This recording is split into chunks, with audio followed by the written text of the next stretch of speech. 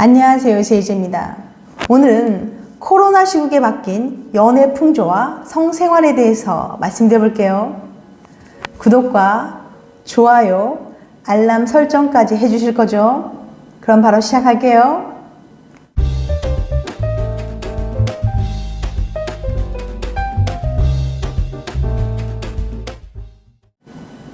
코로나19가 우리 일상을 바꿔놓은 지도 2년이 지났습니다. 여러분의 연애는 안녕하신가요? 코로나 때문에 힘든 이별을 겪은 분도, 새로운 인연을 찾지 못해서 괴로워하는 분도, 연인과 함께 힘든 시기를 잘 이겨내고 있는 분들도 있겠죠. 모두들 고생 많으셨습니다. 오늘은 코로나가 우리의 연애와 사랑, 그리고 잠자리를 어떻게 바꿔놓았는지 숫자를 통해 확인해 보려고 해요. 코로나가 바꿔놓은 연애 패러다임, 각종 논문과 설문조사 결과를 통해 알아볼게요. 새로운 사람 찾기가 희박해짐. 싱글 미혼 남녀 602명을 대상으로 실시한 설문에 의하면 응답자 중 78.1%가 코로나 이후 1년 동안 새로운 이성을 만나거나 소개받은 경험이 없다고 대답했습니다. 그도 그럴 것이 사회적 거리두기 때문에 각종 모임은 전부 비대면이 되다가 학교도 못 가, 여행도 마음대로 못 해. 새로운 사람을 만나는 게 하늘의 별 따기가 되었죠. 심리적으로도 밖에서 사람을 만나는 게 부담스럽게 느껴지고요. 10명 중 8명은 아예 새로운 사람을 만나지 못한 걸 보면 연애가 쉽지만은 않았던 거죠. 결혼 의사가 줄어. 또한 10명 중 1명꼴로 코로나를 겪고 나서 결혼에 대한 의사가 줄어들었다고 대답했습니다. 사람들은 불안정한 상황에서는 중대한 결정을 미루려는 경향이 있거든요. 상황이 어떻게 될지 모르니까 더 보수적으로 행동하는 거예요. 코로나 이전에 결혼한 분들은 정말 다행이라고 해야 할까요? 코로나가 바꿔놓은 이상형. 코로나가 바꿔놓은 게 또 하나 있습니다. 바로 이상형. 연구에 의하면 코로나에 대한 두려움이 큰 사람일수록 이전보다 눈이 훨씬 높아졌다고 해요. 얼마나 안정적이고 헌신적인지, 그리고 얼마나 능력 있는지 따져볼 뿐만 아니라 외모를 보는 기준 또한 높아졌다고 합니다. 코로나에 대한 두려움 때문에 의지할 수도 있고 능력 있는 연인을 찾는다는 건 이해가 가는데 외모 기준은 왜 높아진 걸까요? 이는 진화 심리학 관점에서 해석할 수 있어요.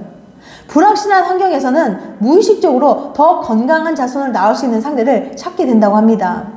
그래서 신체적 조건이 더 우월한 사람을 찾는 거예요. 가뜩이나 연애도 힘든데 눈까지 높아지다니 솔로는 연애하기가 더 힘들어졌네요. 소개팅 어플 사용 증가. 코로나에도 잘만 만나던데 다들 어디서 그렇게 만나는 거야? 라는 질문을 가진 적이 있다면 아마 데이팅 앱이 답이었을지도 모릅니다. 힘든 코로나 시기에 유일하게 호황기를 겪은 게 바로 소셜 데이팅 앱이었거든요. 블라인드 데이트에 따르면 소셜 데이팅 앱 신규 가입자 수는 코로나 전보다 1.8배 증가했다고 해요. 앱 애니에 따르면 데이팅 앱 시장도 15% 이상 성장했고요. 참고로 국내에서 사용자가 가장 많은 돈을 쓴 앱은 위피, 사용자 수가 가장 많았던 앱은 틴더였습니다. 갈 곳 없는 청춘들 다 어디 갔나 했더니 데이팅 앱에 모여 있었네요. 데이팅 앱은 좀 이라고 생각하셨던 분들, 세상이 변했습니다. 데이팅 앱 시장에 뛰어들 준비하세요. 코로나에 갈등이 커진 커플들. 코로나는 솔로에게만 잔인했던 건 아니에요. 미국에서 진행한 설문조사에 따르면 성인 3명 중 1명은 코로나 때문에 애인과 갈등을 겪은 적이 있다고 답했거든요. 코로나 때문에 만남에 제약이 생기거나 스트레스가 쌓이면서 일어난 갈등들이 많았죠. 그리고 코로나로 인해 갈등을 겪은 커플은 그렇지 않은 커플보다 키스, 안아주기, 손잡기 등과 같은 스킨십이나 잠자리도 줄어들었다고 합니다. 갈등으로 인해 친밀감이 줄어들고 그게 스킨십에도 영향을 미쳤다는 게 연구진의 의견이에요. 통계적으로 유의미한 결과는 아니었지만 그들은 심지어 잠자리 만족감마저 덜 느꼈다고 해요. 우리 커플은 어떤지 꼭 한번 되짚어 보시기 바랍니다. 코로나 때문에 사이가 멀어지는 건 너무 억울하잖아요. 지금을 즐기는 모험가. 힘든 상황에서도 굴하지 않은 대단한 모험가들도 있었어요. 성인 5명 중에 1명은 코로나 이후 오히려 더 다양한 잠자리를 즐기게 됐다고 했거든요. 특히 스트레스와 외로움이 클수록 새로운 걸 즐기는 성향이 강했다고 해요. 이런 사람들은 코로나 전보다 야동을 더 많이 검색하고 자기 위한 기구를 더 많이 사고 소셜미디어에 야한 포스팅을 더 많이 합니다. 한마디로 성욕이 올라간다는 거죠. 집에서 보내는 시간이 많아진 탓도 있겠지만 심리학적으로는 죽음에 대한 두려움이 더 많은 성욕을 불러일으킨다고 해요. 섹스가 우리는 살아있다고 느끼게 해주는 가장 강력한 행위거든요. 혹시 이전보다 성욕이 강해진 것 같아 현타를 느끼고 계셨다면 안심하세요. 연일 뉴스에서 보도되고 있는 코로나19 이야기. 매일 카운트되는 사망자 수와 감염자 수를 보며 나도 모르게 성욕을 자극받았을지도 모르니까요. 여러분은 코로나로 인해 연애와 사랑에 어떤 영향을 받으셨나요? 소개팅보다 소개팅 앱이 더 좋은 2가지 이유. 요즘처럼 코로나 시국에는 비대면으로 이루어지는 소개팅 앱 전성시대입니다. 국내에서 출시된 앱만 200개가 넘고요. 글로벌 데이팅 앱인 틴더는 한국에서만 무려 300만 명이 이용한다고 해요.